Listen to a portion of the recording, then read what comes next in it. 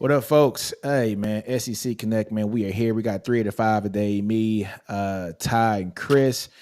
Steven, you got to give him hell, folks. He's in Hawaii with his feet in the sand, looking at his feet in the damn sand, kicking up and stuff, man. Come on, Steven. Don't be bragging like that, man, on camera like that. And also, man, we got Jay is going to be out today, too, man. He's traveling for his job, man. But look, folks, we're episode number 32, man. Week 10 of the football season has just ended. Some great games here for the SEC. We'll even talk about the new opponents too that are coming to the SEC in Texas and OU as well. But the game, man, I think what I want to talk about first off, man, is that Bama LSU game, man. And Ty, I'm gonna let you handle this, man. So that's your squad. Yeah, listen. We talked about this. LSU just has no semblance of a defense this year, and it's super unfortunate because if you look, they do have some really good defensive players. I mean, you have Harold Perkins, who the way they use him sometimes really confuses me, but let's not confuse the usage with the fact that he's an unbelievable football player. Mason Smith, unfortunately, Wingo's out for the season. That contributes to the defensive woes, and their secondary has just not been good. They had to move Sage Ryan, a starting safety, who's a really good player, to corner. I mean, that's how depleted they are, and they were playing off a lot. And even though the deep ball wasn't hitting at the normal rate, Jalen Milroe, guys, his growth from game one to now has been so exciting to watch. The offense growth as a whole has been exciting to watch. Really, since Tennessee, Tommy Reese, I think, has really dialed in on something he likes and Jalen Milroe likes. And you can see the creativity right now in this Alabama offense. It's a totally different offense, still growing, a lot of talent, and the rushing attack was there. I like that they kept LSU to under 30 points. Right. And they only scored once after the half. And really going into halftime, Story was a hair away from intercepting that ball. If he just makes the tackle, though, gentlemen, if he just makes the tackle, we go into half and they don't score 7 points before half.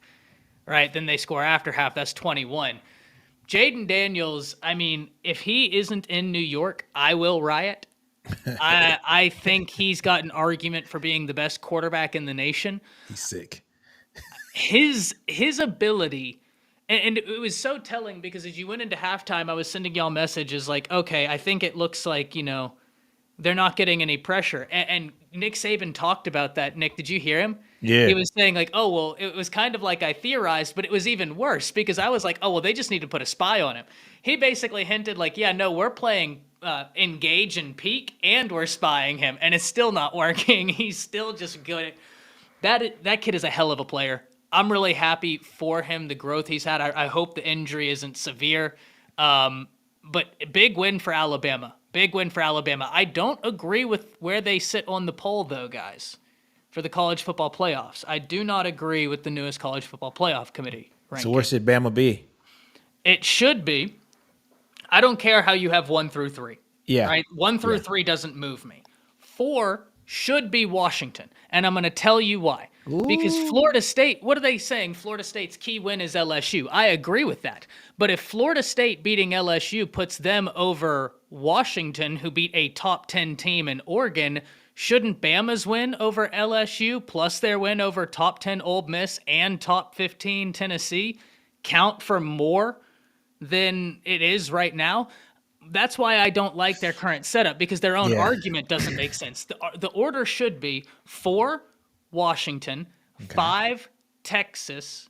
No, 5, I'm sorry, 4 Washington, 5 Florida State, 6 Texas, 7 Alabama, 8 Oregon. I'm with you.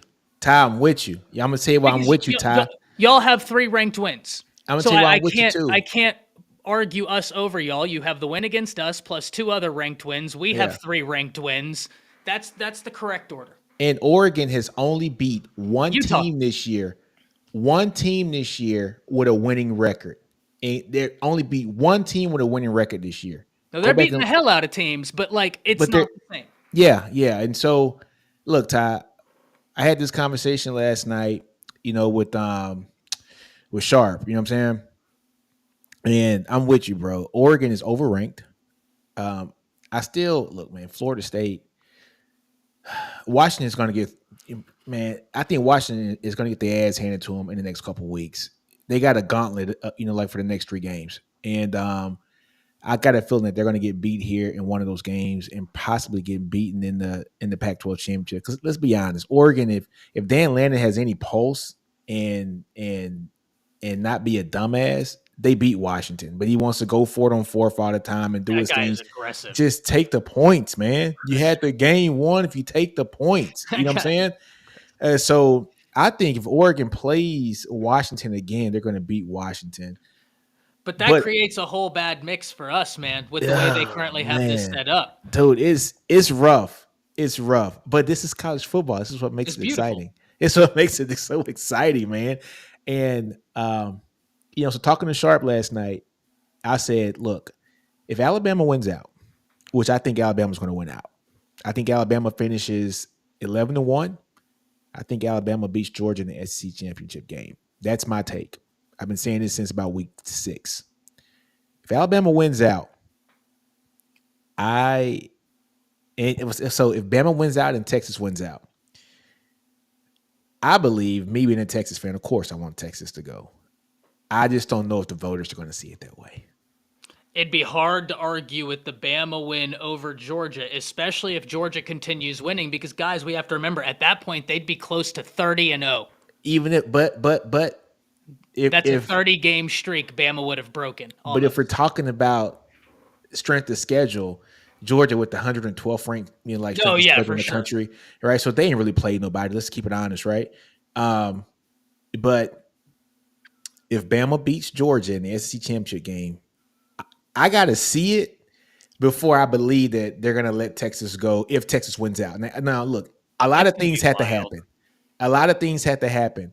But if I'm just being honest with myself, I don't see the voters leaving the SEC team out of the Final Four.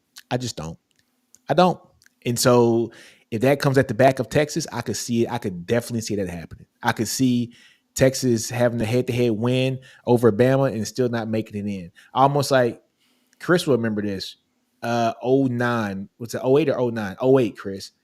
We beat OU in the Red River by 10 points. Texas Tech beats us last play of the game.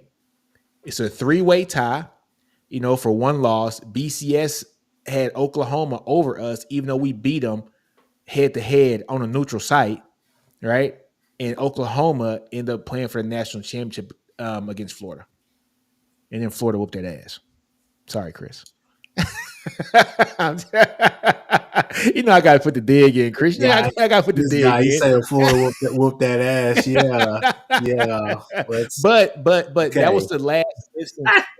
That was the last instance where I saw a head to head happen like that, where a team won head to head and didn't make it to further themselves in the season due to the rankings. And You I shouldn't think have that's lost, an Nick. opportunity. That's still plain and simple. You shouldn't have lost. That's Texas Tech. You shouldn't have lost. Come on, man. Look, I'm y'all just shouldn't have lost to saying. us. Y'all Oh, lost the deal, and then we would have whooped their ass. So I mean, I don't know what you want yeah, me to man. say. What I you know want me it's gonna to be say? interesting though. If a tie, I can see that happening though, Ty. I can see that I don't know happening. what they will do, because Lane, I agree with what you're saying about the head-to-head win. Like, that does matter. I do disagree with your second point, though, where he says beating Georgia should be irrelevant. Beating Georgia in an SEC It's championship very game should relevant. be very, very, very relevant. And one more Very, thing to very, add to very that. relevant. One more thing to add to that, Nick. I'm not trying to get away from it all, but you see, you got look. It's the computers versus the human element. Blaming Yeah, on the computers for that last one in '08. Now you got the human element. So I think what you're saying is right. If Texas goes 12-1, then yeah, you're going to talk about head and head, but it's going to be about it's going to be recency bias, and when you talk about recency bias, that's my what biggest is that fear. synonymous with?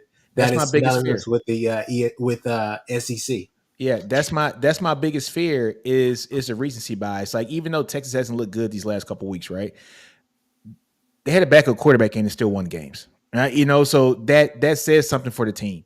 You have a Kansas State team that's a top 5 team in the country rushing the ball, and they went 28 rushes for 40 yards, right? And so, they did their thing. It wasn't the prettiest on the offense in that second game, but they won the game, right? With a backup quarterback in his second start in college football.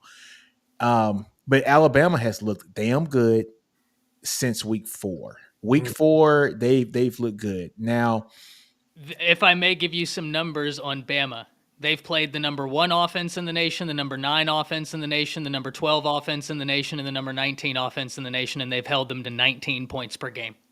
Yeah, and so that's what I'm getting at. It's going to be the recency bias. But I did see something from Kirk Herbstreit today, and he said no matter what, so him and Desmond Howard said Texas. It's got to be Texas. Yeah, it's going to be absolutely, because I don't know how you answer this, because Texas has the head-to-head win, but okay, it's just like this.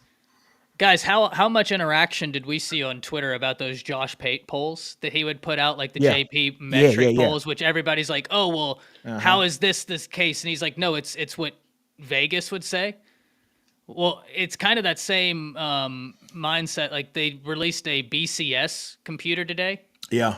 And they had Bama ahead of Texas. And so I have no idea what the committee will do.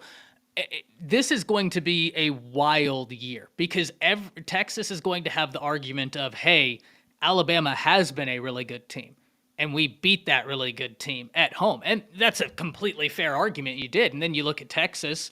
When Texas is on, that offense is fantastic. Your defensive front, you have 2 guys that are going to grade extremely high. Dude. And you have Barron, who's a dude. You have 2 linebackers I really like. Ford is on the Butkus Award list, which, by the way, there's 2 other SEC guys that got snubbed from that list. One of them is a future SEC guy and Danny Stutzman. The other is Edrin Cooper from Texas A&M. They were both snubbed. Oh, man. Hey, Cooper's playing his butt off, dude. Hey, I was surprised. That Cooper didn't make the list because, hey, man, say what you want to say about A&M, and we're gonna get like to A&M, here later on. But hey, man, Cooper's the truth, dude. He's the truth, man. I ain't gonna lie, he's the truth. He should be a top 3 guy when it comes to linebackers in the country. He's awesome, man. He's awesome. Yeah, I don't know how Stutz and Cooper weren't on that list. Like I was sitting there and I was like, thinking to myself, okay, I know I'm going to see a few names. I'm going to see Lawson. I'm going to see Ford. I'm going to see Stutzman. I'm going to see Cooper. I saw Lawson. I saw Ford. I didn't see Stutzman. I didn't see Cooper, and that's a crime. But yeah, it's going to be wild this year. It's going to be wild, man. But it's going to be interesting because, you see the narrative, since the Red River shootout, and Texas has been kind of squeaking. Yes, the Houston game was a 7-point game, right? Should have been a lot more than that. I mean, but hey, everybody has close wins. Bama with USF. See, that's really a non-issue to me. It's just like, what have you done in games against ranked opponents? Like, what have you done against your marquee games? Yep. Exactly. So, but look, man, hopefully, the rumor is that there's a good opportunity that Quinn will be back for TCU. They're saying 75% chance he'll be back for Nick, TCU. What's up? Nick, look. Don't worry, Bama's gonna trip up. I know a game. All I gotta say. Come on, don't you put that evil on me, Ricky Bobby. Don't you put that evil on me, Ricky Bobby. I know a game. Don't you say that. It's not Chattanooga, is it? No. It's the one after it. I think it's the one after. That's all I gotta say. Don't worry, you go. And it's at Auburn too this year. It's at Auburn. Chris goes, Nick, I know one that's gonna. I know a trip up game. No, but look, man, Bama's playing some good ball this year, Ty. And ever since the South Florida game, they've probably been the scariest team in the country, in my opinion, because you're starting to see. Tommy Rees is having designed runs. And right? This is something I want to, because Lane, I don't disagree. You're saying, are we also saying a win over Georgia is bigger than a loss at home to Texas in a neutral field Georgia game? You're putting that one game in a vacuum and saying the rest of the whatever happens after the Texas game ultimately doesn't matter. But we know that the voters don't look at it like that. Yeah. Like, Bama has been a team that has been getting better and better and better, and now the offense is finally here. Week 2 Bama and this Bama are 2 way different animals. But way Ty, but look here, I do want to counter this, right? Because people are going to say about the injuries and stuff, because they are going to factor in the injuries, right? For Texas and say, well, if you don't have Quinn, let's say Quinn misses some more games or he's not available for the Big 12 championship game, then of course they're going to knock Texas down, right? Like Bama will actually leapfrog them. But with Quinn in the games, the Houston game was competitive. the rest of them after Bama weren't really competitive games. Like they handled business, except against Oklahoma. The Oklahoma game was Quinn having the 3 turnovers. That was a different animal, right? But if you look at Alabama's schedule now, let's be honest. These last 2 games, you had LSU, really good against LSU. I still would have liked to see how closer this game would have been if Daniels would have finished the game. I I mean, don't. hell, they hadn't scored. They'd just been stopped. It was the fourth quarter, and they were Yeah, down by 14, and Bama had missed 2 field goals. They should have been yeah. down by 20. Well, I mean, shoulda, woulda, coulda. I Uh, mean, isn't that the same you're doing? Shoulda, woulda, no, coulda. I no, would have yeah, liked to have yeah, seen what. I mean, no. But all I'm saying is, that's kind of a double-edged sword. That doesn't no. make much But sense. look. All I'm saying is, we're talking about the health of players, right? And so I got a feeling that they're gonna hold the health of Texas and Quinn Ewers against him if he's not ready to play. You know what I'm saying? And so that could do some damage to us. But if I look at these games from Bama, the Arkansas game was close at home, 3-point game. A&M game was close. I mean, so they haven't like been blowing people out. They've been competitive games. They've been very competitive games. Now, Tennessee is Tennessee. I think Chris kind of spelled this out for the last couple of years that Joe Milton is not who Jay wants him to be. I mean, listen, I don't think you're wrong, but are we saying that a 3-point win over Kansas State when they have a backup quarterback in That's is not their better backup than, quarterback. I thought their other quarterback got hurt and they were trying to try and No, play that other guy. no. No, Well, they Howard's just do the a little starter. switcheroonie. They do a Yeah. little switcheroonie. Yeah, Gotcha. Howard's their starter. Howard's Okay, their starter. but I mean, are we saying that a 3-point? I mean, if we're comparing close wins, a 3-point win against Kansas State is better than a double-digit win against LSU? Yeah, 3-point win with our backup. Could you guys do that with Buckner in the game? I mean, we don't have a good backup, but that's Hey. that's a fair point. That's a fair point. But listen, I don't necessarily think that Texas has been. That's what's going to make this so crazy. Is Texas has been winning games, but you've even been coming on here every week and Yeah, saying they gotta it's suck not. in the foot in the throat. Yeah. Yeah. So I have no idea what the committee's going to do. I don't either. It's gonna be interesting, man. It's gonna be interesting. But neither here nor there. Both teams got to handle their business for the next 3 weeks. They got to go out and handle business. Texas has 3 night games, which is weird. TCU at night, Iowa State at night at Iowa State, Texas Tech at night. Those are going to be some big time environments. They got to put the big boy pants on, and they got to finish this out. This is going to tell me a lot about Sark, man. And Nick, I'm gonna say this right here. I know this is probably gonna shock you. I pray that the refs actually do what they need to effing do in those games and not. You like call a fair game? Yeah, call a fair game. Cause Hey, Chris, I was just saying. That's not egregious. even my MO. We should have never been in that Chris, position, but I'm just this is saying. stat for you. You're going to love this stat, right? Yeah. Sweat and Murphy have been the 2 highest graded defensive linemen in the Big 12 this entire season, right? Do you know that there are no holding calls against them the entire season? So what do you think their PFF numbers would be if they actually had penalties called against them, right? Well, hell, that's just like Dallas Turner and Chris Braswell. Yeah. Alabama had those edges and all the interior guys. Barmore went in the first round, and they had 2 holding penalties on the whole unit all year. Yeah. Okay. Yeah. Okay. Well, hey, at least y'all got some. Ty, have you seen? You're right.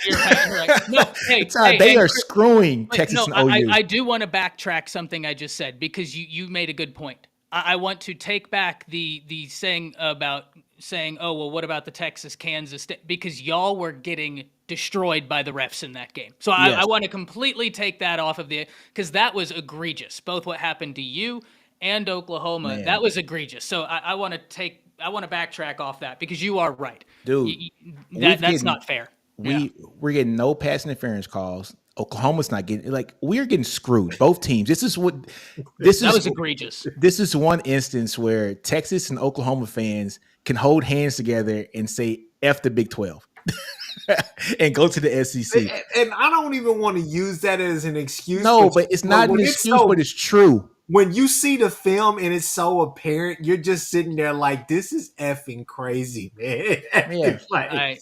I mean, it's Xavier Worthy's been held pretty much every game. They had two pass interference calls that they didn't call against K State. One in the end zone for crying out loud. He's streaking to the Don't right even. half. Hey, don't talk to me about it. Don't talk Oh, to I me. know, I know, I know. Don't even say nothing. It's ridiculous, man. Even the Houston game, there were no holding calls in the Houston offensive line. I got so many video clips that I just want to put out where we This, have guys literally getting drugged down to the ground in front of a ref, and it's just like, how much they paying you extra for this, dude? this was one of those. This was one of the like the first times I can actually say I had. There's a bunch of Texas fans who were like low key. I'm happy that y'all lost, but I'm gonna be real. Y'all got cheated. Like, yeah, that was bad. Like Well, that it was was so bad. like, so Texas fans are like this.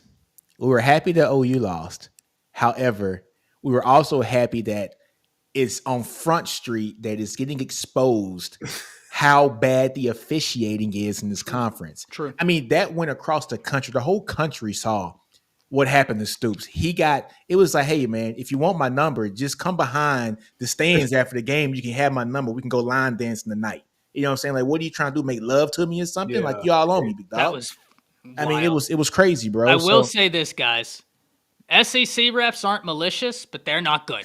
We had that Tennessee game last year where they gave Tennessee 5 downs because they forgot what down it was. So it's not great over here either. Oh, But they're no, not malicious. the No, only y'all thing have it about worse. SEC Y'all ball, have it worse. I grant you that. at least they let them play. If you're You're gonna let right. them play, You're right. Yes. if you're gonna let them play and not call anything, don't call anything. right. But like Oklahoma State got a lot of calls the last game. Oklahoma Oh. didn't. The teams we play against always get great calls. Hey, that flag on Venables, like at first That was you're like, ridiculous. what the hell's going? And then when you watch it back, you're like, oh, that's crazy. That's wild. You just looked at him and just threw the flag right back up. It was, yeah. And look at this comment, from Sooner in Texas, because this is the only year that I don't wish for Texas to lose. I want Texas and Oklahoma to take the last Big 12 championship. Now I need to go take a shower. That's how it feels. That is really how it feels. I don't blame you, though. Like, with the way everything's been handled, absolutely. I don't blame you. Hey, what's up, Sharp? What's up, Sharp, man? Good to But see you, hey, man. Nick, let's go ahead. Let's switch gears real quick. We got to talk about that Georgia Mizzou game, man. Yeah. Let's talk I about got a Georgia. question to open it up for y'all. Go ahead.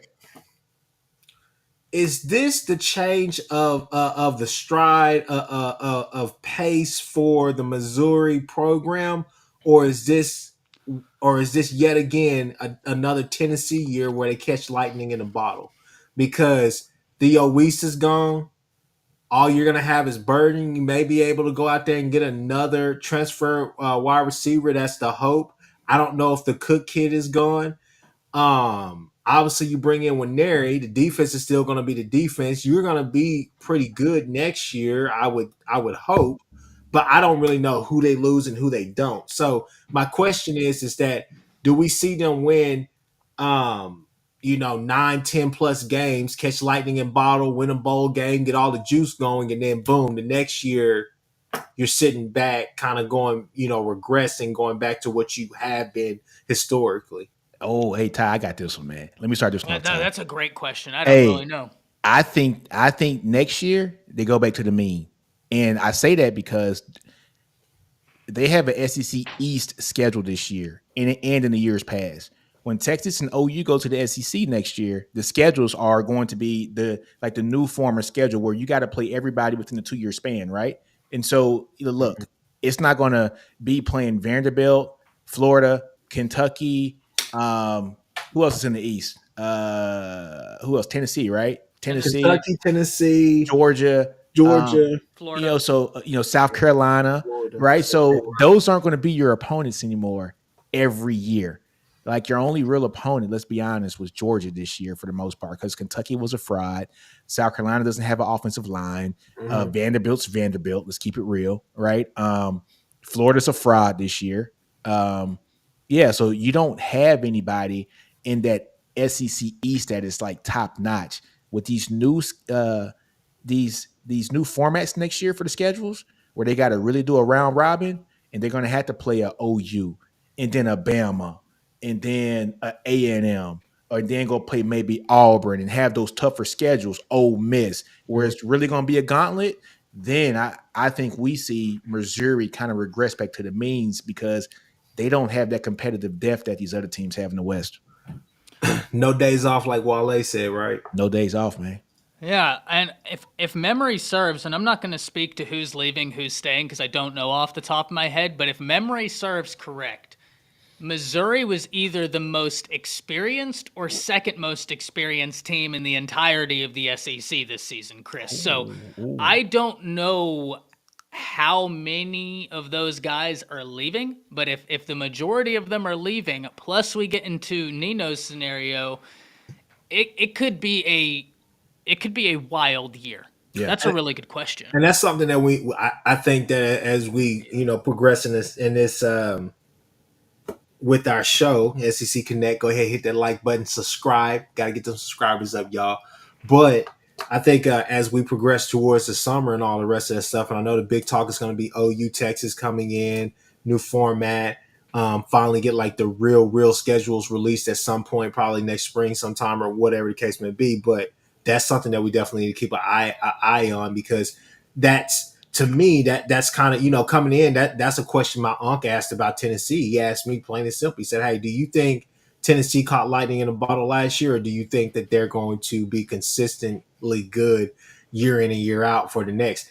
And honestly, I told him my answer to that question is it depends on how good Nico is going to Yep. be, because Joe Milton is going to be a solid replacement. I'll give him that, but I didn't think he was going to be this game changer that a lot of people try to coin him out to be. So I told him, I said, it depends on Nico. That program is going to go as far as he can go for the next 2 to 3 years that he's there.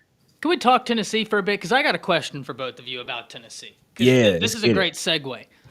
Are we impressed that Tennessee is where they are without the high-powered passing attack, which seemed so necessary to this hype?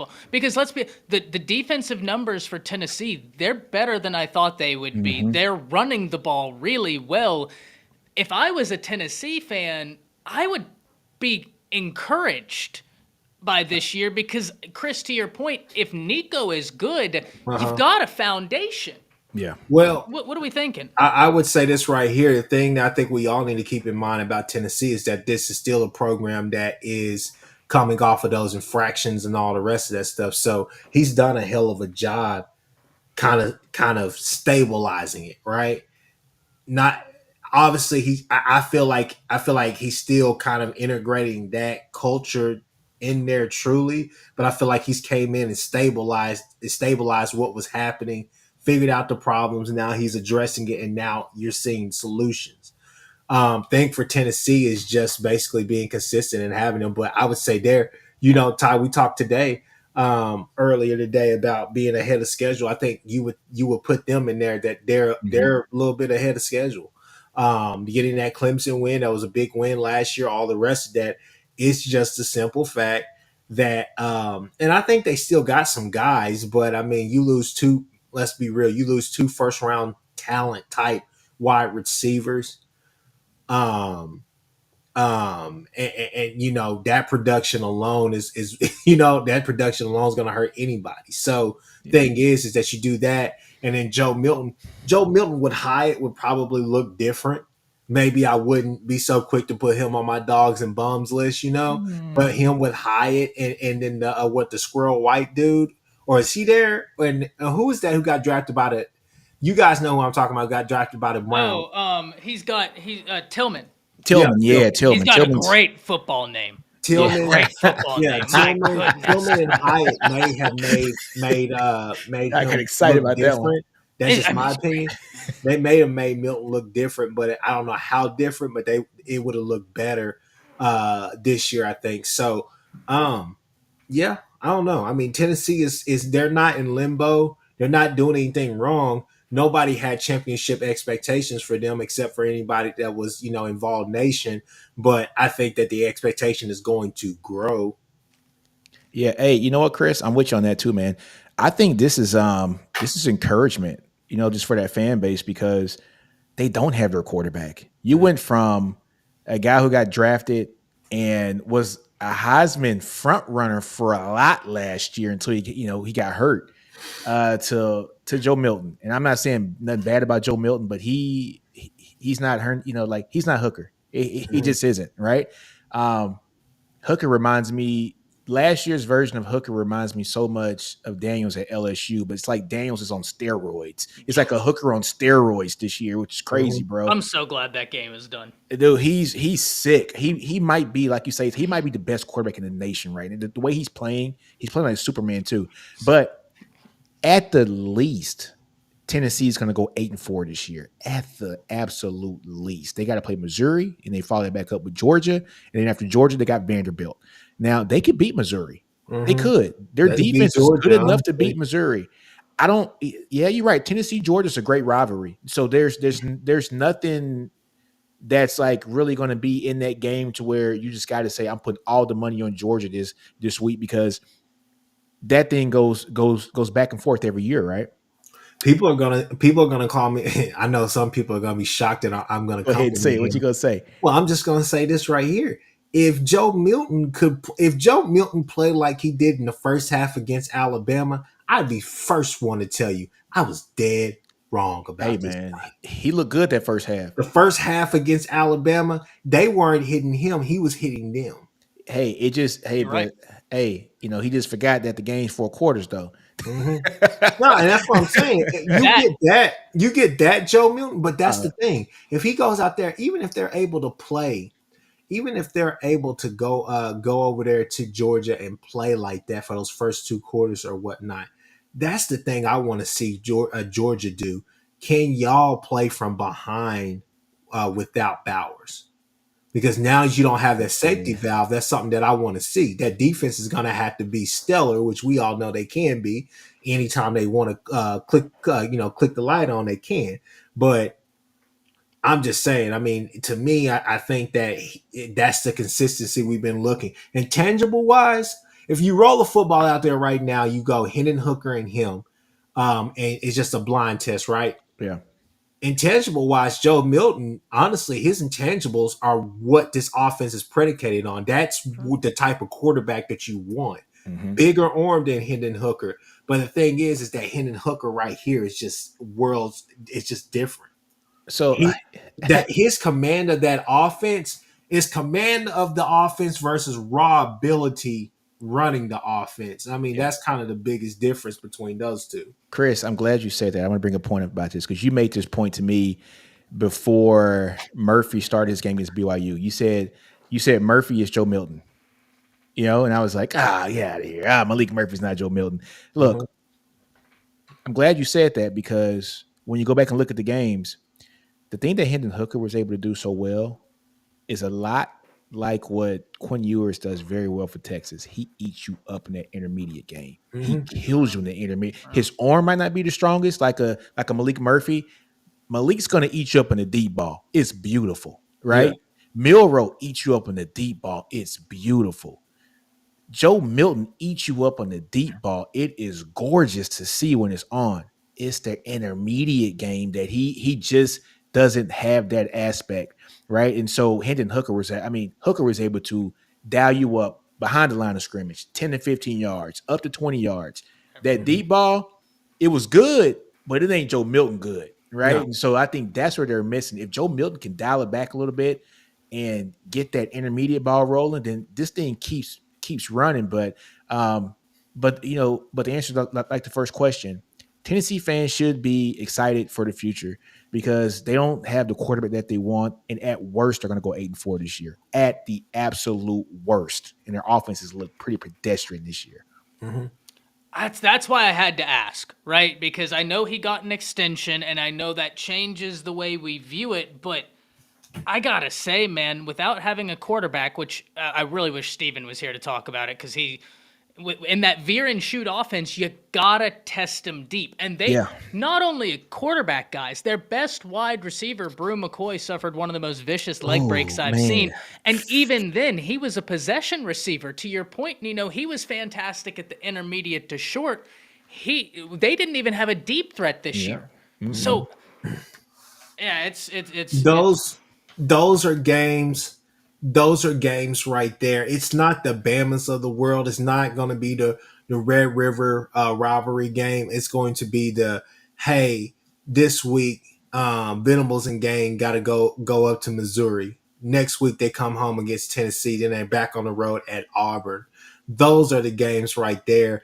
Obviously, they don't scare me, but those are the games where you're just like, hey, can't go in there sleepwalking trying to be cute against teams like that because those teams are built to beat you. Because I feel like even outside of Vandy, shout out to all the Vandy fans that watch us, but outside of Vandy, I'm just gonna say this right here. When you play the Kentuckys and when you play the especially Auburn when they're down, when you play a South Carolina or Tennessee when they're down, that's I mean, Nick, me and you should know this. That's like playing a K-State each week.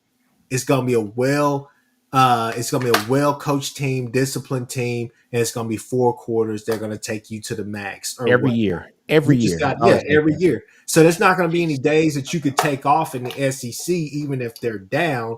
You have to go out there and punish those teams and win. Simple as that. Exactly. All right, guys, we talked about this game. Let's go ahead and move on, man. Let's move on to Texas A&M and Ole Miss. 38 God bless. 35. I'll go ahead. This was like going to Magic City on a Monday morning. Yeah, this was all kinds of wrong. It was freaky like a frog with a mustache. This was a sin from start to end. This was wrong. That what kick you want to call it, a kick six or whatever you want to call it. That was I was like, really? He blocked it, and I said, dude just caught it in stride and just took off. It wasn't a dude in a mile. I said, this is crazy. Hey, man, A&M was going 7-5, man. Can I just go ahead? Let's go ahead and cut the crap. Okay. First off, I'm gonna say this right here. I'm gonna say this here. There's not a word that if you would have told me that Lane Kiffin would be 8-1 right now, I would have told you kind of you smoking that stuff again, ain't you? Smoking that Reggie, ain't you? Because this is what I have to say. Lane is a hell of a play caller. But Lane flirts with danger so damn much. In some games, it's not Dart. It's him. You just like, hey, what are you doing? Hey, Ty, real quick. True. When me and let me sidetrack for a second. I got a side note for you. One of the fans that popped on to me and Jason's post game show, he said Levy is the Pete Golding of offensive coordinator. I heard that. I said that's the craziest shit that I've heard in a while. That is I said, you know what? That makes so much sense. I don't hate it. That was the funniest thing. Chris and I heard that. It.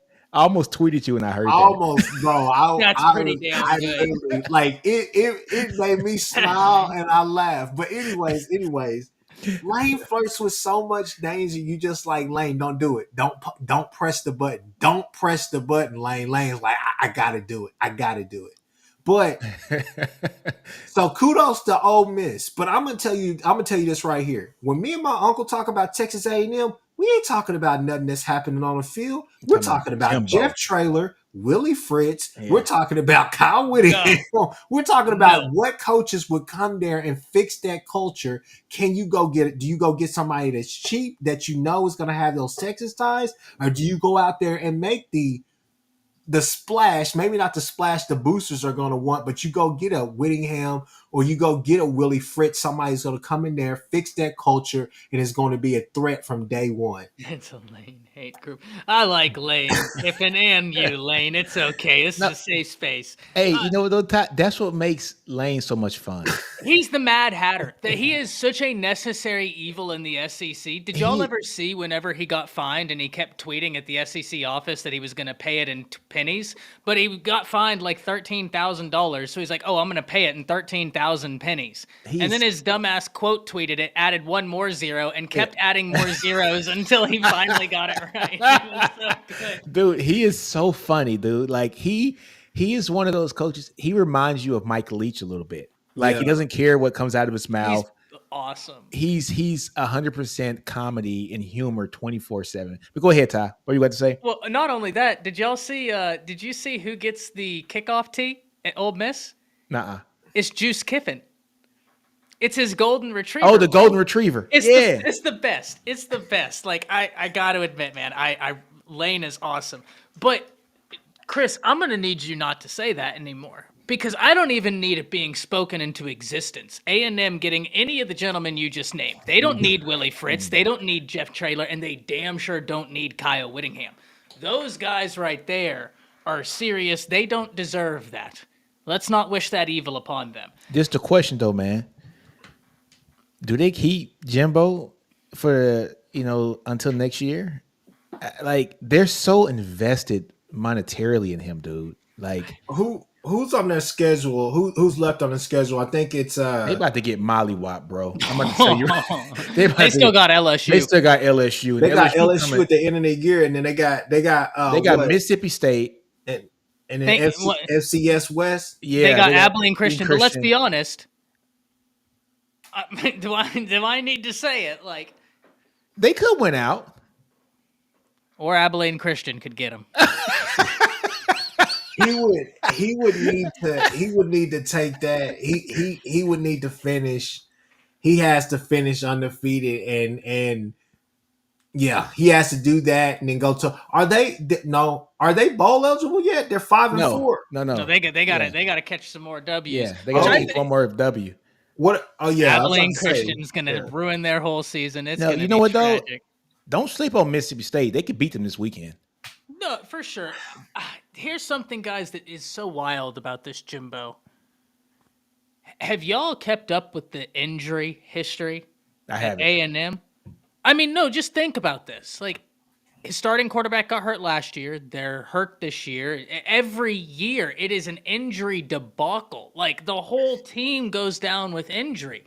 And if it happens once, that's bad. If it happens twice, you're misfortunate. If it happens 3 times, buddy, go burn some sage or something. At this point, something isn't working. Something that you were doing isn't working.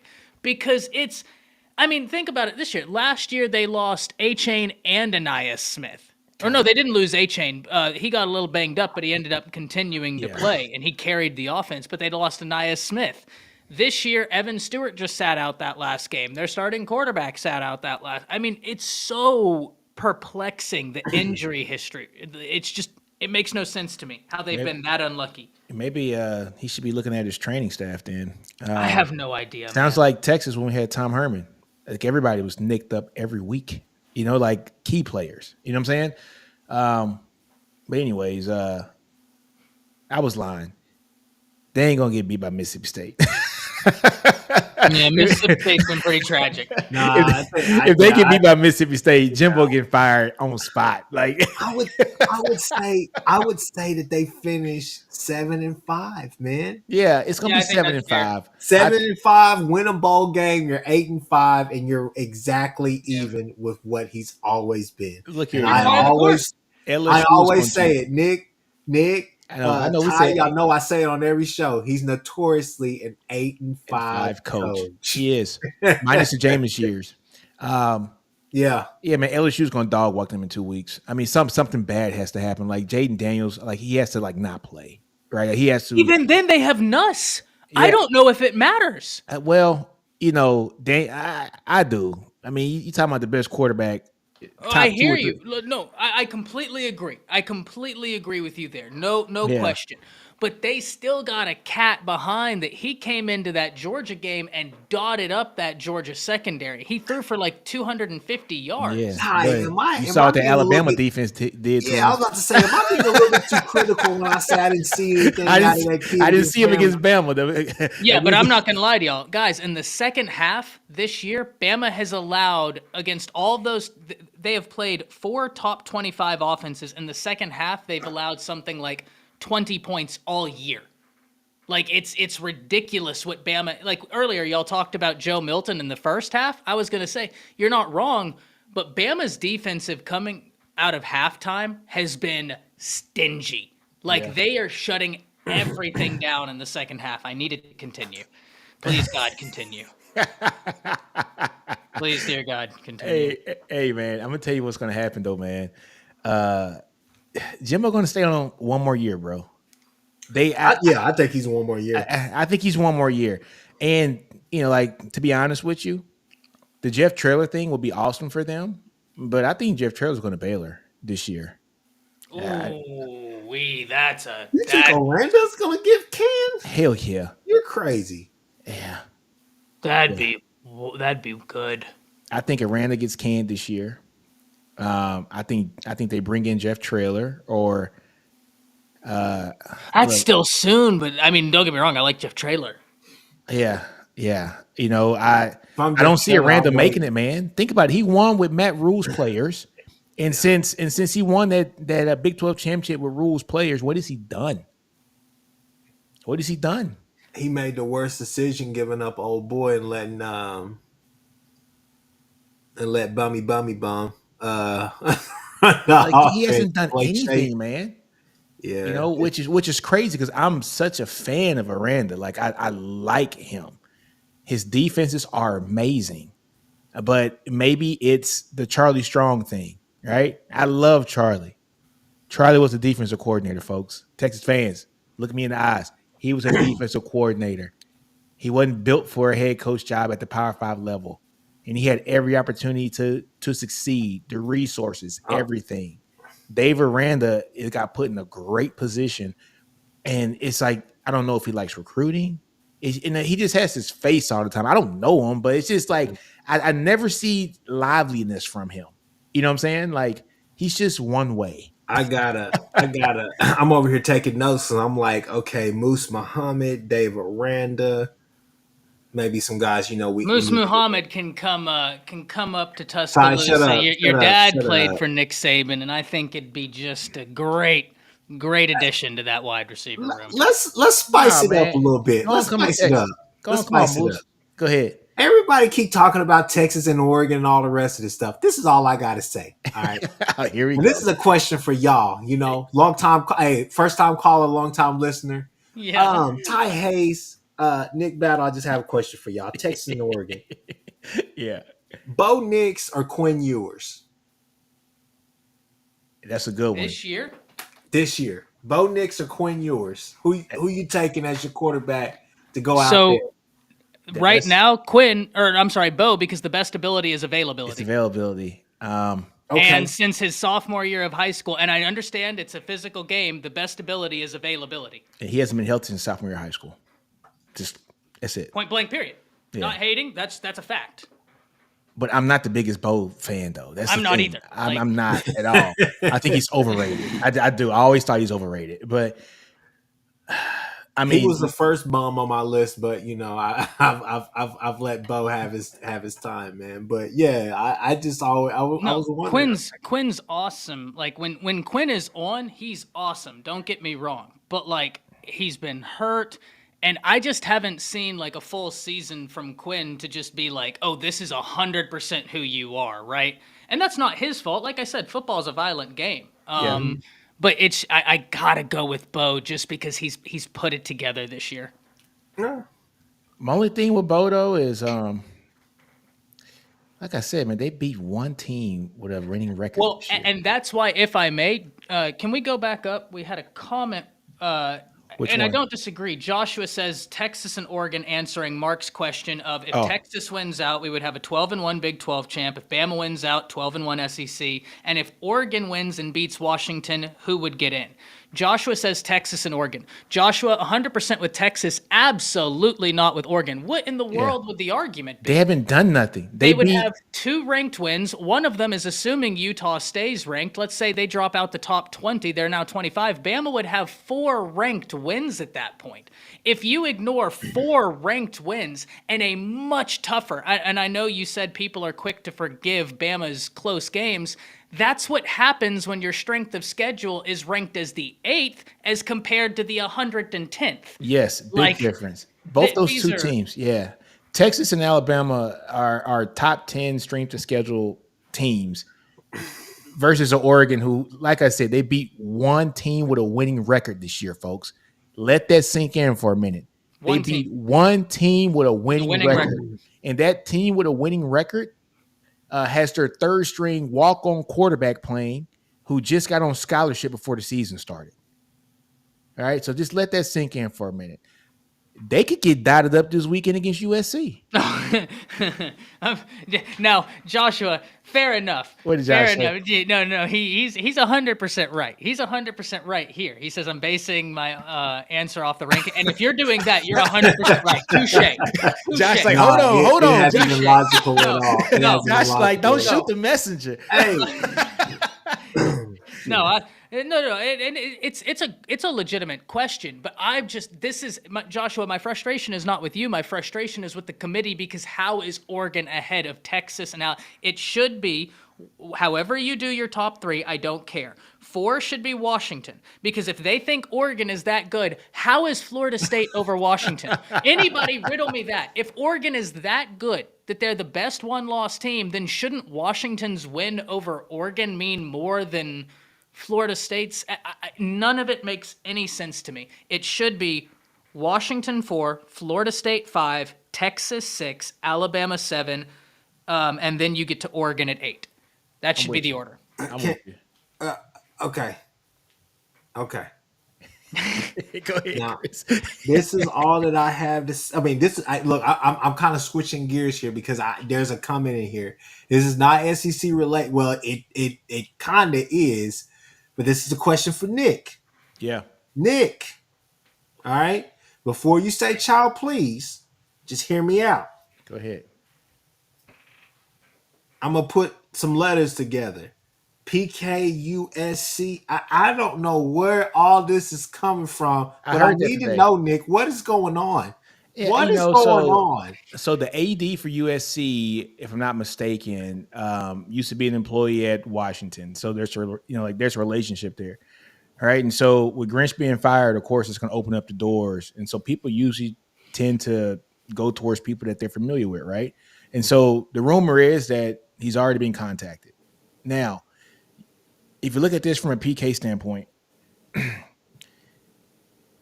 would it make sense for him to go to USC? First of all, If Jimmy Lake is back there, excuse me, I'm sorry. Go ahead. hey man, I have so all right, so let me address that right there. You like that? No. That's a good one though, because I think Texas fans give PK a lot of shit this year, especially for the secondary, right? And I understand. Yeah. But Texas fans also have to realize that PK got hired after Sark hired the secondary coach, the linebacker coach. I mean, he got hired before he was able to hire his own, Guys, yeah. coaches. That was right? odd. Which is really odd. Which kind of either makes me think Sark was in contact with PK before this, and maybe he agreed on this, but I don't even believe That's that. fair. Yeah, but that's just weird. The only thing that gives me some calm and say that maybe have happened is that I think Chode and PK had some history together. I think they do. Yeah, so I think they were at B. Yeah, Yes, they did. That small. They were at Boise. They were yep. at Boise together, right? So many coaches come from that place. Yeah. So, and then getting Bo Davis, who's one of the best at his job in the nation, I think that's a no-brainer for anybody. But the things that are making people scratch their heads are the secondary coaches. Mm-hmm. And I don't think y'all's corner play has been bad. No, corner play's been good. It's the safeties, Riley, yeah. Go ahead. But the thing about that is, and it's not that they're just like the play has been horrible. Exactly. It's just you're gonna give up points, folks. Nobody's gonna just be awesome all the time. And our best safety right now is probably a true freshman, so he's gonna make mistakes. The same way that we were getting in Alabama about how Sark was diming up Caleb Downs. Hey guys, we got to take that same in stride with Derek Williams. Okay, well, yeah, but I also think that it's very obvious, like the ceiling is higher with him back there. Yes, you know what I mean. Like he shines. You live and die with those mistakes because that kid has first round potential. 100%. He has first round potential, so really you live and die by those mistakes, right? No, no, I mean, and that's I was just wondering. I was like, hey, they're talking about your coach. I told Ty and I were talking, and this is everybody. This is not breaking news or nothing. This is just us, just all talking, right? Yeah. Now my uncle brought up a point. He said, "Hey man, if I'm Lincoln Riley, I go out there and get somebody like the Iowa State defensive coordinator. The statistics, you know the numbers, you know what he's been able to do. He's been able to do a lot with less, right? He's been able to do more with less. He said it's a safe hire, it's a smart hire. And I was like, well, would you really want to bring that 3-3-5? He was like, hell, it's better than what they've been doing. Hey Chris, So I I got mean, one better for you. go. This next comment from Will Corey. Go ask Iowa's defensive coordinator because you're going to the Big 12. I mean, you're going to the Big 10 next year. Yeah. Hey man, come over here to a bigger stage and make more money, and we're gonna win a lot of games. Let me look something up real fast. Yeah. Because our defense and Mark, I see your comment about he doesn't care about defense, but my whole thing is that like with PK, with what you're saying, that would bode well for him. Hell, he can go up there. Riley's going to give him the whole defense. If he just gave it to Alex Grinch, he's going to give it to him. Yeah. But look, I like the Iowa. I mean, man, just think about the Iowa coach. You're going to the Big 10. Or the Iowa State defensive coach. I'm just saying, you can go get either one of them. You know who I told Chris earlier, Nick? And I wish he had more experience. I just looked it up. He's never been a defensive coordinator. He's been a defensive line coach since 2012, where he started with Navy. From Navy, went to Arizona State, then Michigan, and found his way to USC. Now named interim co-defensive coordinator Sean Nua. And this is a no-brainer, guys, because he has such deep ties to the Polynesian community. He was drafted into the NFL, played into the NFL. He's seen a lot of football. He helped Michigan construct that really good defensive front they had. He's a really good coach. But if he had defensive coordinator experience, I think that'd be a no-brainer. He just doesn't have it yet. You could take the risk, but we know USC likes to maintain their connections to the Polynesian. And I think that he would be a fantastic defensive coordinator because he's played football. He's been a great defensive line coach. Mm-hmm. I'm interested to see what he does. But if you could get Phil Parker or Jim Leonard, my God. Yeah, but Lincoln can't afford to make that kind of risk right now. No, you're That's 100% the only thing. Right. You're 100% right. Nick, 100%. What's up? All these names, Sam, these are great. These are great names that you're naming. I think we've all named some really credible guys. It would piss me off. Ooh, it would literally send shivers down my spine if Lincoln Riley finally made the right hire after having, as Nick would say, transcendent quarterback after transcendent quarterback, and finally getting it right, and then going out there and having a Spencer Rattler-esque quarterback not getting it done. It would piss me off to see him have a top defense and not be able to win a championship. I'd be like, you should have did this years ago. Did you did you hear his soundbite the other day? No, what did he say? I gotta pull this up. But while I'm pulling this up, it was about how he was talking about the defense and how well the defense has played. Oh yeah, I remember that. He's like, I know what good defense looks like. Look how many games we've won off the backs of our strong defense over the past 3 years. And I was like, what the hell are you talking about? But I have a question for y'all. What other head coach? And I have argued in favor of Lincoln. So understand, if there's a USC fan that has heard this, know that I have argued in favor of a lot of what Lincoln has tried to do. Not everything. You can't argue with the indefensible. But, the things that I think are... What other head coach would get away with having Kyler Murray, Baker Mayfield, Jalen Hurts, Caleb Williams, Spencer Rattler, and having 0 playoff wins? Ooh. What other head coach? That hurt, Ty. Oh my God. They tried to bury Saban's legacy because he didn't make the playoffs last year. Paul Feinbaum said his legacy was tainted because he didn't make a playoff game. That's I'm asking a question. That's a Ty. Ty, you hit something with that one. Yeah, man. Think about this for a minute. First pick of the draft, Baker. First pick of the draft, Kyler. He is who many believe is the reason why Jalen got drafted so high in the draft, because he got to go to quarterback camp. Even Nick Saban told Jalen, go to Lincoln. So there is credence to that. So you got that. Now who is arguably top 5 quarterback in the league right now, right? And then you have Caleb Williams, who's going to be a top 2 or 3 pick in the draft this year, if not the number 1 pick, depending on who gets the pick.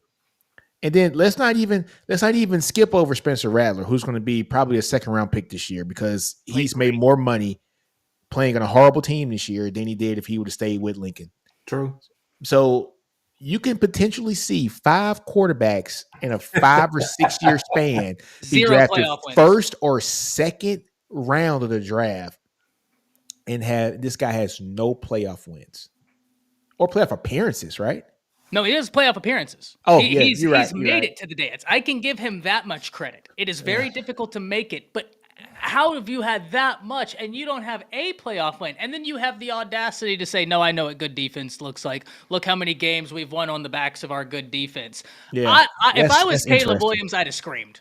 Yeah, that's interesting. And see, That's why I don't mind that he was crying. I don't Someone mind he was asked crying. me- Hey, Someone asked me, what did you think about Caleb Williams crying? I said, if I played quarterback for an Alex Grinch defense, you bet your sweet Bippy I'd be crying too. Yeah, you dude, I bet. don't blame Caleb, man. bet. It's like, what else do I have to do?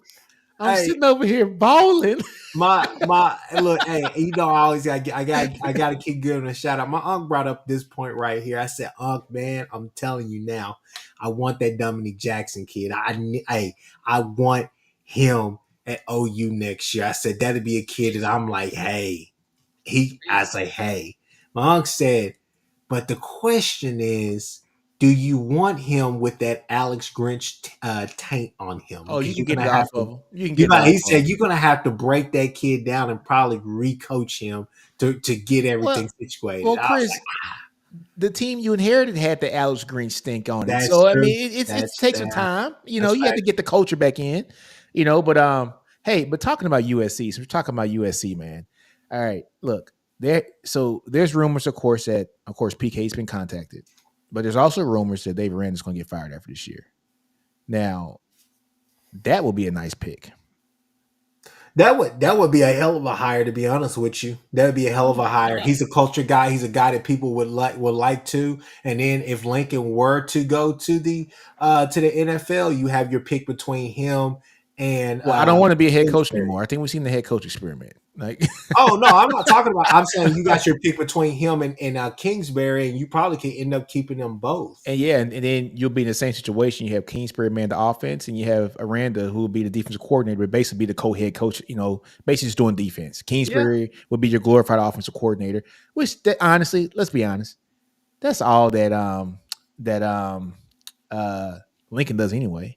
He's a glorified OC, right? I mean, yeah, you know, he just couldn't find his right DC. Oh man! Russell All right, McNeil was his best defensive coordinator. That's all I got to say about that. that should tell you something, my friend.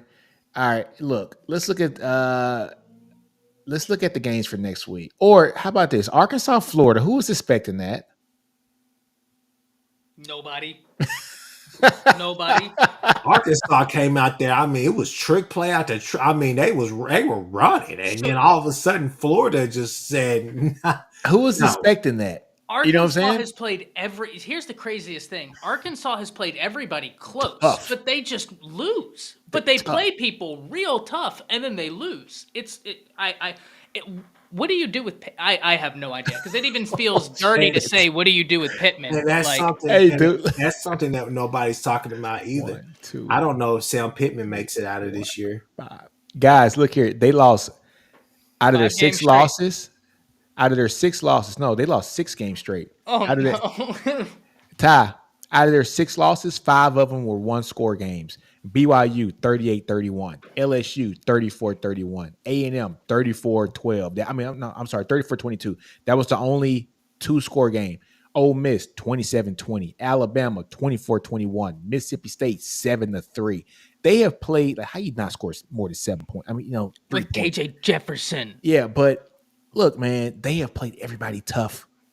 Like they are a tough ass team. They're gritty. But they have no identity. And this is indicative of a team that might be gritty, they might have heart, but they don't have an identity because they play to whoever the hell they're playing. They don't set a standard. It's crazy, bro. That's crazy.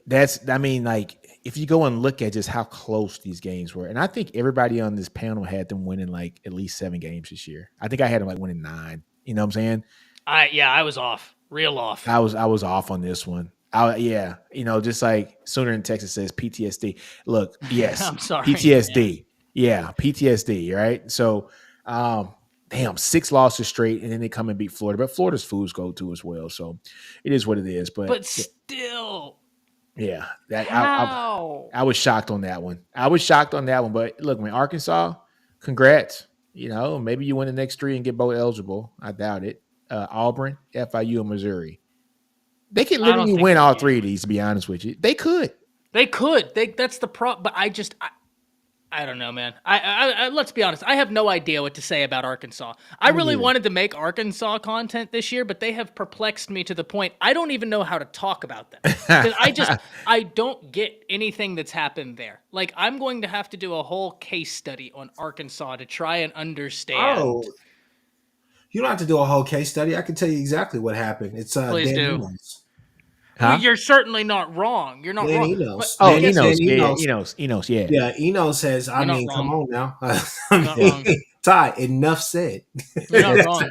Yeah, that's it. I didn't even think about that. I forgot all about Enos, man. And we were Yeah. talking Yeah. about that preseason, how that was going to affect the team. And yeah, you're right. Enos. You're going from a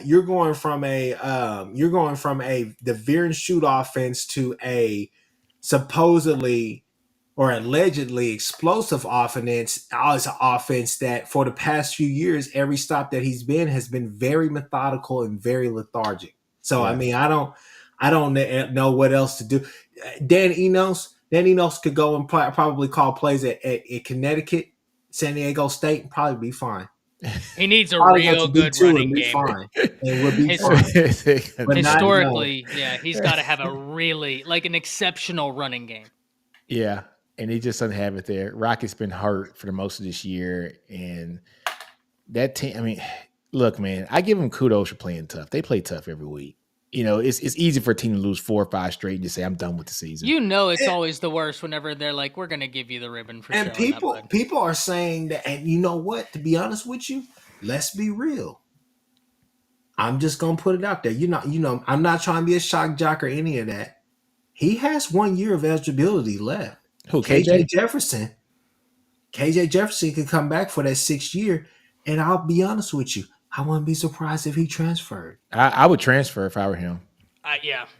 I have no To idea. me, I think as heavy as this quarterback class is, it would make sense to go somewhere and transfer, play that long year, and take your chances with the draft next year because this is a deep quarter. Oh. Well, yeah, it's a deep quarterback class. Hey, Chris, how much eligibility does Jackson Dart have left?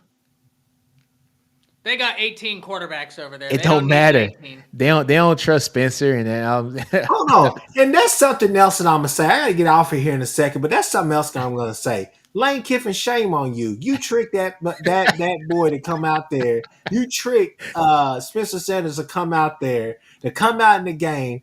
The announcers are like, oh yeah, Spencer Sanders coming in. See, guys, you went out there and you got this guy. Dart is out, but hey, Spencer could come in. Very seasoned quarterback. He hands the ball off.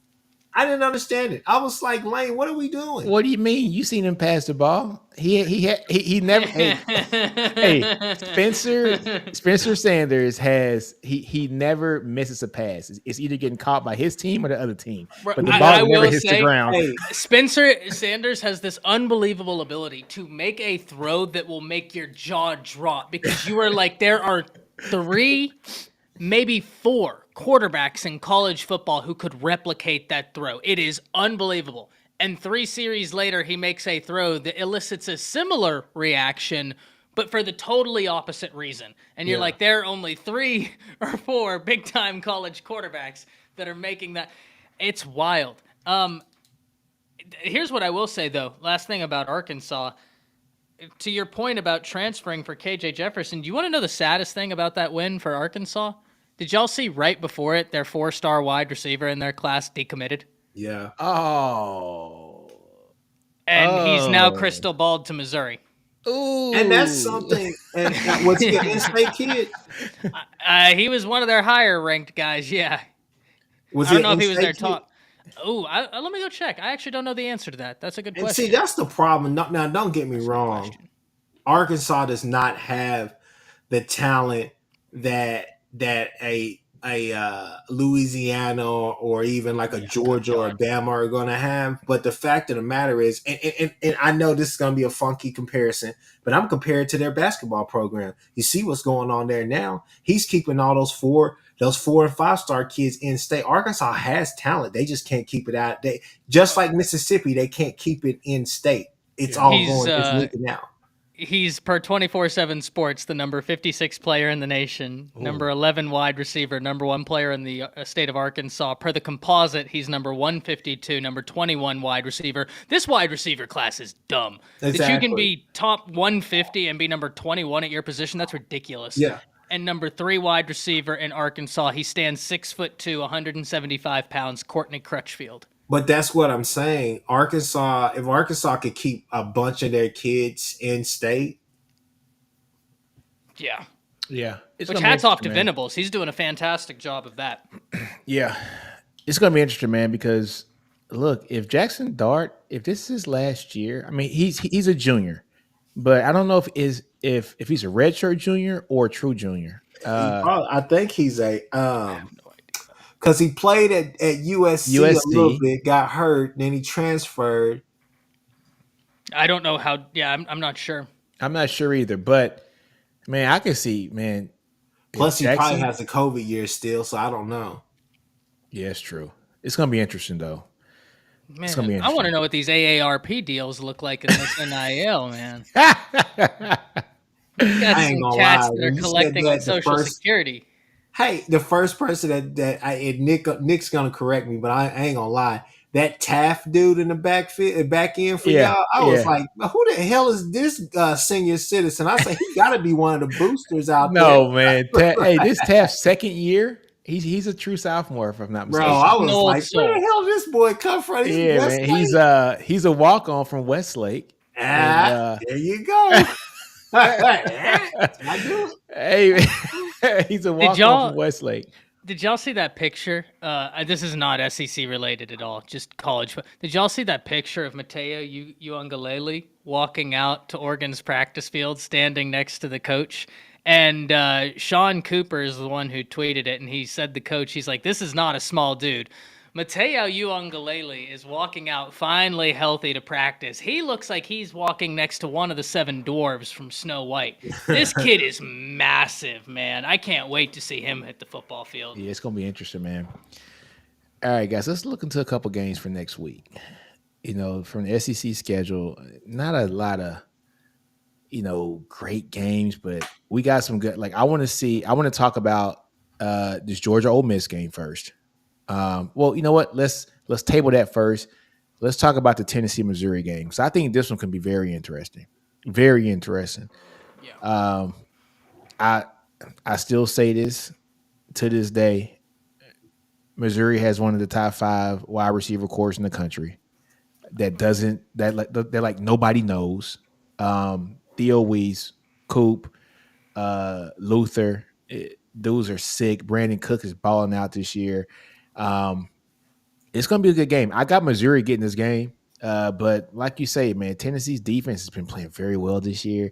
If Joe Milton can just be a shell of himself from the first half of that Bama game, it could be competitive. But they're playing in Missouri, number 13 team versus number 14 team. I got Missouri winning this game, I need folks. Tennessee to get this win.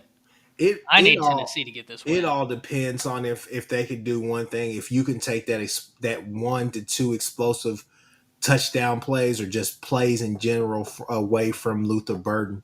Don't let him open that defense up and get that confidence going because they're gonna test them. They're definitely gonna test them vertically an awful lot. I think what you do is and I know this is going to sound kind of dumb, especially with knowing what that offense is supposed to be. But I think you kind of make this a methodical game. I mean, that kind of plays towards Missouri's hands, but it's going to benefit Tennessee more than it would Missouri because you're not sitting there just giving them all these opportunities to run with Burke. Because I ain't gonna lie, I haven't come across too many defensive or too many cornerbacks or DBs in general that can stop Burden. Burden is a guy. He's a He's a beast. dude. Burden is a guy, and then when you put Beast. him opposite with Theo Weiss, and Theo Weiss basically to me is a glorified possession receiver, but has big play capability when given the opportunity. That spells disaster. So I would make this game very methodical, and I would make Brady Cook be the hero of the game. He's gonna have to make all the right plays. Well, I think that that's exactly what Tennessee will look to do because Tennessee feels the number 3 rushing offense in the nation. I mean, that's what has been their bread and butter, and I'm trying to Yeah. figure out where Missouri is in terms of stopping the run. Let me pull it up. But that Missouri's number 24 in the nation at stopping the Oh, run. that's So pretty they're damn they're good. they're no slouch there. We got a battle, ladies and gentlemen. We got a battle. Missouri's only given up 16 sacks. Tennessee, Pierce is an absolute demon off the edge. That's going to be a fun matchup. I as much as I want Tennessee to win this game, I think they have a path to win this game. It's all Missouri Missouri. is clicking, man. They clicking. I Even agree. I even the agree. Georgia game, they were clicking in that Georgia game pretty well too. And it's just Georgia. You know what I'm saying? I'm gonna find a way to pick Tennessee. You don't worry about that. But like I'm just trying to figure out how I'm gonna argue this because I'm not gonna ever pick something unless I can't argue it. And the only thing I can say is they can play keep away. Tennessee's defense is good, but do I think they're good enough to play keep away for 4 quarters against that wide receiving core? I don't like the odds of that. Yeah, exactly. I don't like the odds of that at all. Dude, you know what's scary about these guys? Um, Especially Luther Burge, man. College football has another year to see him play. Bro, out of all of it's so wild, man. There's been 3 wide receivers, and I'm not saying that Bama ever led for any of them at one point. That's not my point here. It's just the 3 wide receivers that obviously are great players that I wish Bama would have landed. They can't land them all. I'm being a spoiled fan. Evan Stewart, Jonte Cook, Luther Burden. I mean, my goodness, we are so lucky at the young wide receiver talent we have in college football right now. It's unreal. Then you add in that true freshman Branch over at USC. Man, Branch, Lord have mercy, dude. It's and then I'm still mad over the Evan Stewart thing, man. God, like, you and me both. oh man, because look, we had him committed. Y'all had him committed, yeah. Y'all had him committed. Could you imagine him and Xavier Worthy I together? try not to. Oh, I try not my. to. And then Jonte Cook behind it, and you remember, you will remember. It was a little bit of a stupid take, right? Hindsight being, but I said I thought that Jonte Cook could be the breakout player for y'all's offense and actually be like up there with the leading wide receivers. I still think he has that ability. It hasn't come to fruition, but he's Sark just don't nasty. rotate guys. That's it. That's the Yeah, only he thing. does. Sark, no, but Well, next year, I thought he would end up winning that slot role. I thought that he would take it. I think it was Jordan Whittington with being the older guy He's so smart too. Whittington is such a good slot. Like and no his doubt there, no doubt. and his blocking ability. Sark's Yeah, loyal, for man. Sark He is is. loyal. He is. He's loyal, which is one thing that I really respect about him. But I just like Jonte Cook, man. And that kid is going to be special. Yeah. He's going to be special. Yeah, man. So look, next game, man. Let's talk about Georgia Ole Miss. This will be the last one we'll talk about today, man. What you think about this one, man? Another one I'm conflicted in. No, genuinely, man. Like I'm not trying to be funny. If No. you were an Alabama fan, if you were me, how would you feel? Do you want Ole Miss to upset Georgia because you've already beaten Ole Miss, therefore it makes your win over Ole Miss look better? Or do you want Georgia to beat Ole Miss, which then reduces the quality of the Ole Miss win, but pumps up Georgia so that if you beat them in the SEC championship game, it looks better? I think you know what? I don't know how to feel, man. Like that, and that's why the Tennessee-Missouri game. I want Missouri to win, but I want Tennessee to win in terms of Alabama's chances of making the college football playoffs. This is gonna be a hell of a game, dude. I think Georgia's going to win. I think Georgia wins too, and it's in Athens. But man, Lane is due for a big win. True. Has he had his signature win yet? Like, what would you call a big dog serious win for Lane Kiffin right now as a head coach at Ole Miss? Honestly, probably this is going to be a little bit hot, right? Yeah. I think you will get what I'm trying to say, but like I could easily see where someone coming in here would be like, "What the hell did he just say?" Like I wouldn't blame them either. Like A&M, just from the perspective of they have so much damn talent. I understand A&M always underachieves, but when you have that much talent, Yeah. like it's still you got to go out there and take it. But outside of that, who would you say? I mean, And they have a little bit of a personal beef, he and Jimbo, and then he got into it with the player, which made it a little bit more. I don't. Maybe the A&M win. the A&M win this year or the A&M win 2 years ago. A&M Because lost this year to Ole Miss. Ole Miss beat no, no, A&M no, no, this no, year. no, no, no. I mean the Ole Miss A&M win. Yeah, I mean, Oh, okay, yeah, okay, yeah, okay, yeah, yeah, yeah. yeah. My fault. So I'm looking at. I think you're right with A&M, but I think it's the A&M from 2 years ago. I'm going back and looking at just the at the No, no, count. no. So You're like, right. it's like look here, 2021, they beat A&M November 13th at home. A&M came in ranked as the number 11 team in the country. Ole Miss beat them 29-19. That might be his statement game, but that's 2 years ago. Maybe LSU this year. Uh, Depends how you value LSU. I don't know that that's a winning argument, right? If you say no, I certainly don't hate shutting that argument oh, down, that but was it's a good something to think win. about. But like that was a good win. Um, I It don't feels know, dirty to man. think that that's your best win, though. Like even I don't feel confident having floated it. I think that's their best win of this season. Of this season. I agree. Yeah, I think that A&M win 2 years ago that's a was good probably his question. biggest win. That's a really good But question. Lane always trips over his own feet in Yeah, these big games. He needs a signature win. A game like Georgia, this might catapult Lane to be superstar. uh a superstar and the guy that when your coach retires, that your team goes and looks at and gets when Saban retires. He needs to go. He needs to graduate into big boy Yeah, I agree. college coaching winning. All right. He has to make that next step, and he hasn't done it yet. He's had great teams. He's had really good teams. Yeah. I won't say great teams, but he's had really good teams.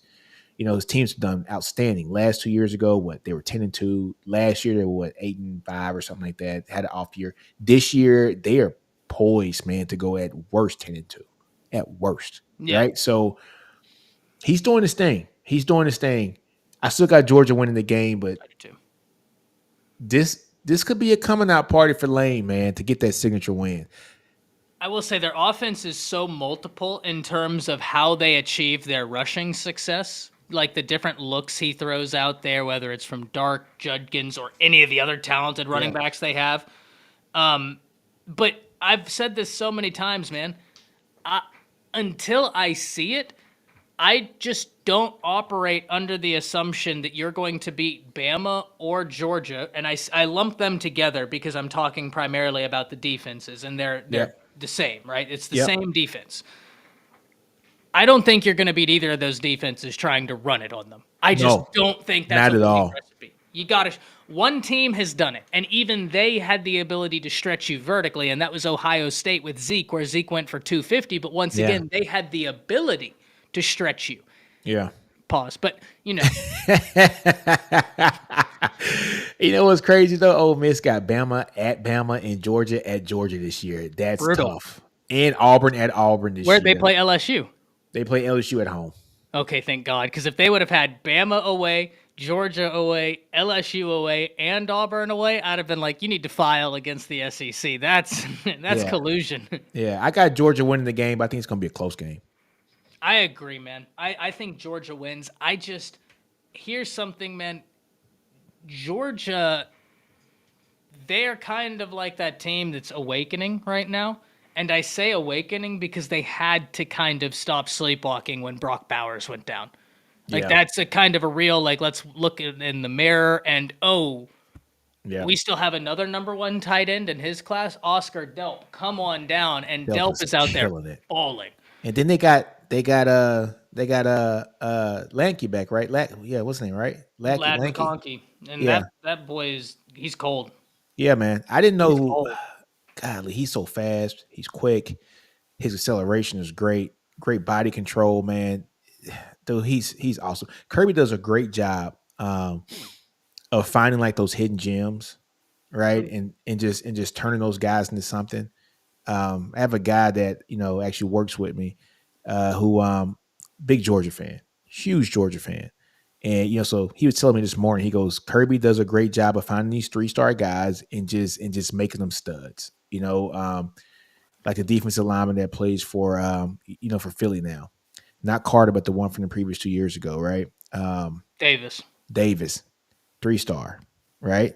Not your normal 3-star. Kirby knows how to find these guys and figures out that there's two things you can't teach, and that's size and speed. And if you got both of them, you're great. And he knows how to mold these guys, man. It's because they do that camp thing, man. Like Kirby, Nick, some of these coaches, they completely look at a board, will erase it and be like, no, these are our rankings. Yeah. Like, Yeah. forget what you guys say the top list is. This is what we view it as. And that's why it's a different ball game when you start getting into the 3-stars that have gone to, because everybody always says, oh, well, those guys are successful because they get the 5-stars. Well, look what they do with their 3-stars. Yes. Jaden Roberts was a 3-star. He's now playing guard for Alabama, and he's playing with a violent intent that is flying off screens right now. It's reckless. Yeah. It's that development that separates them. It's that they do get the 5-stars, but when they get those 3-stars, That's that Saban teaching, because you see it with Sark right now. You're seeing yeah. people are so like up in a tizzy right now because there's 3 or 4 guys in state on the O line that Texas is just not really recruited, right? And they've kind of gone out state to say, I don't want those guys. I want these guys, right? Like this is the guy I want. that's their list.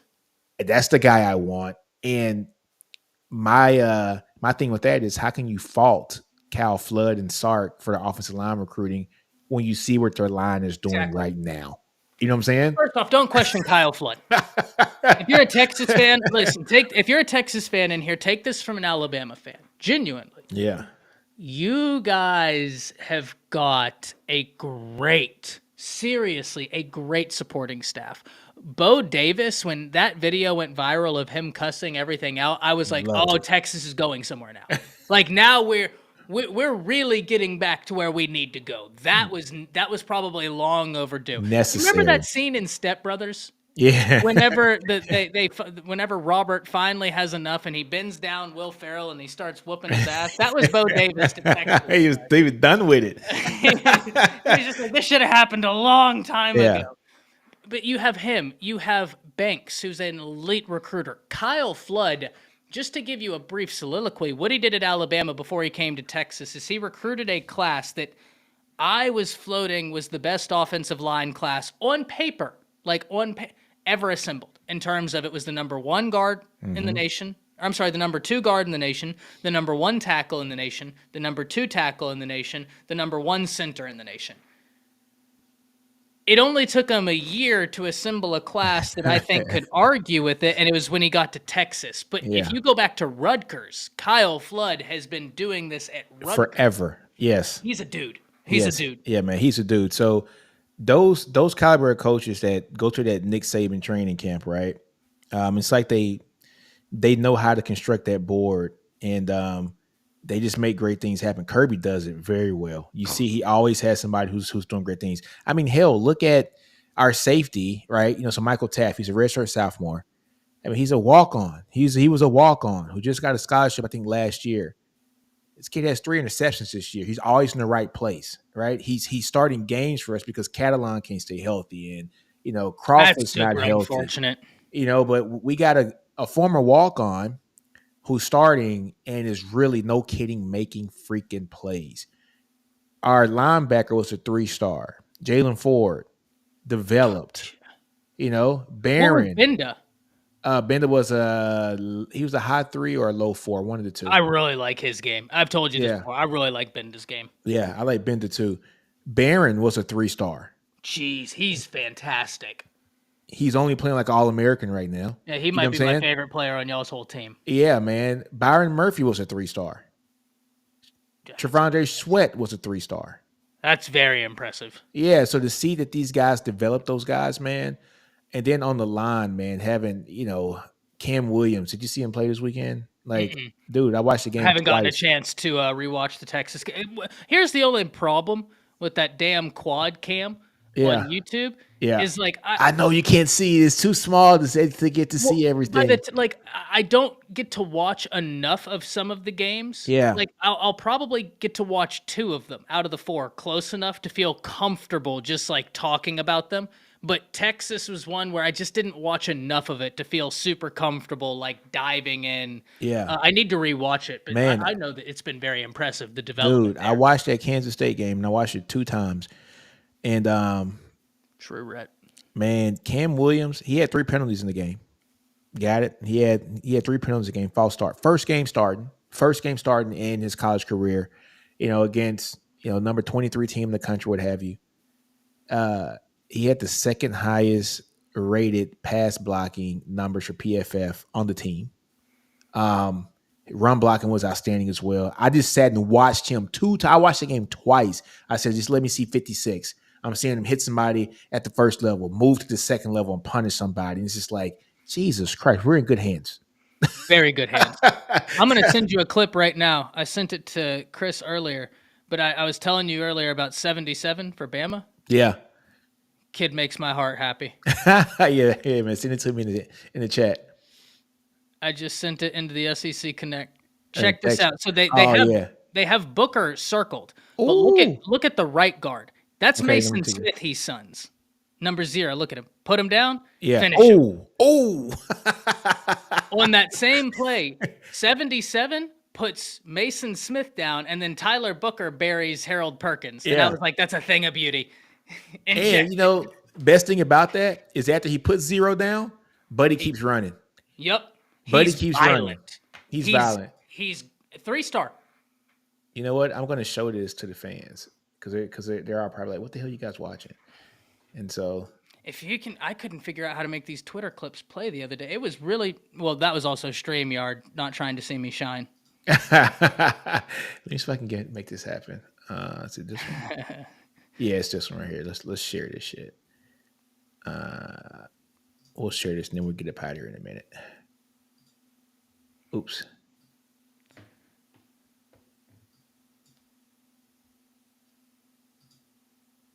Let's just do that. So yeah, fans, there we go. Look at the right guard. Hold on. Let's wait till it plays over again and we show the right guard. The right guard right there, folks. They got number 77. Bam. And then look at 52 on the other side. Yeah. Who's circled. Chip. Boom. Chip. And then find Harold Perkins. Boom. Knock him down. Yeah. Bama's playing sick, man. Bama's playing sick right now. Hey, look at Proctor. Look at Proctor doing his thing. Proctor's coming along, man. He's coming along. He had a rough time. I think he needs to lose some weight. Yeah, but man. I think the entire offensive line needs to lose some weight. Hey, if Proctor gets down to 340. He's dangerous. Oh, my God. Yeah, 340 that's his playing weight, man. Put that man at 340, man. Oh, wow. You like that, huh? Let me see that. Oh, wow. Hello. Oh, shit. All right. Well, hey, man, look, it's 8:45. Jeez. I know. I got to start reading some stuff. I got to read some stuff for my class tomorrow. But, man, look, bro, good talking, man. We always talk a lot of good ball, man. Yeah, man, this is fun. Are you on Friday? Yeah, Friday I'm on. I'm flying back to Connecticut tomorrow. Tomorrow night I get there midnight, and then Friday I got a kids event at 9 a.m. But I don't think we record till 1, right? So 1 o'clock Eastern time. I think so. I haven't even checked, but did you get to see who was in the lead last? I don't want to hear that, man. I don't want to hear that. I don't want to hear that. I am 75-19, and I'm feeling froggy. Yeah, man. So look. Yeah, I'm on Friday, so I'll be on for the next 4 weeks actually. So I'll be talking about mess. Man. Perfect. Yep. Cool. All right, brother. All right. We out. See you guys.